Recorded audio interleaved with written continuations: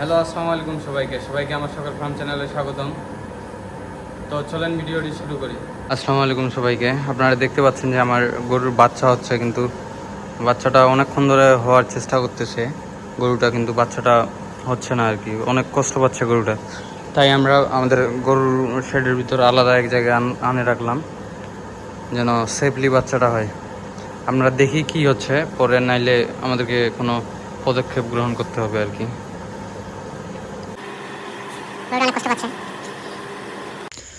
তো আমি অনেকক্ষণ দেখার পর সিদ্ধান্ত নিলাম, যেহেতু বাচ্চাটা প্রসব করতে পারতেছে না, তো আমি একটু টানে বের করার চেষ্টা করবো আর কি।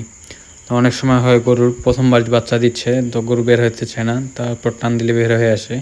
তো গরুটার যেহেতু পাটা বের হয়েছিল, আমি পাটা ধরে টান দিছি, পরে বাচ্চাটা সুস্থভাবে সফল হয়েছে আর কি। আর বাচ্চা হওয়ার পরে গরুর সামনে দিবেন, কারণ গরুটা বাচ্চাটার উপর যেই লালাটা থাকে মায়ের পেট থেকে যেটা আসে, ওইটা গরুটা পরে মানে খাইয়ে ফেলে আর কি। ওইটা যত তাড়াতাড়ি শুকাবে বাছুরের থেকে, তত তাড়াতাড়ি বাছুরটা সুস্থ হয়ে যাবে। তাই আমি গরুটার সামনে দিলাম বাছুরটাকে, যাতে চাটা খাইতে পারে ভালোভাবে। আর আমি একটু বেশি যেগুলা লালা ছিল, তো ওগুলো মুছে দিলাম। আর যত তাড়াতাড়ি এগুলো শুকাবে তত তাড়াতাড়ি বাছুরটা সুস্থ হবে আর কি।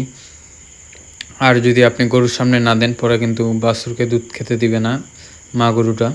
তাই গরুটির সামনে দিবেন যেন চাটা খাইতে পারে। তাই আমি গরুটার রশিটাই খুলে দিছি, গরুটা বাচ্চাটার কাছেই আছে।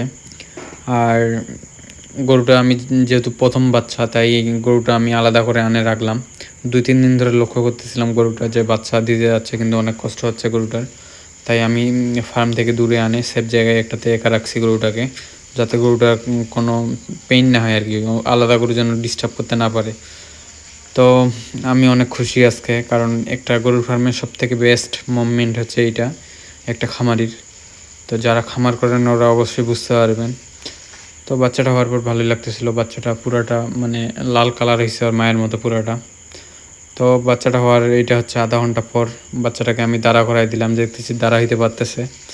তো আমি একটু বাচ্চাটাকে দুধ খাওয়ানোর চেষ্টা করলাম অনেক, কিন্তু যেহেতু মা গরুটা একটু মানে 3-4 দিন ধরে বাচ্চা হওয়ার কথা ছিল, হয়নি।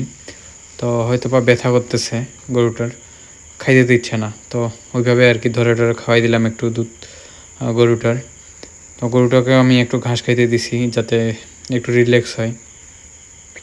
আর দেশি বাছুর যেহেতু, তো তাই আমার আধা ঘন্টার ভিতরে দাঁড়া হয়ে গেছে। আর বিদেশি বাছুর হইলে সমস্যা হয় অনেক, বাচ্চা ঠিকমতো প্রসব হয় না, আরও অনেক সমস্যা হয়, বাছুরগুলো পরে দাঁড়া হইতে পারে না। আর এটা আধা ঘন্টার ভিতর দাঁড়া হয়ে গেছে।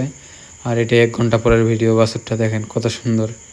আমার সাথে আমি একটা ভিডিও করে নিলাম। তো আজকের ভিডিওটি এই পর্যন্তই, সবাই লাইক ফলো দিয়ে পাশে থাকবেন।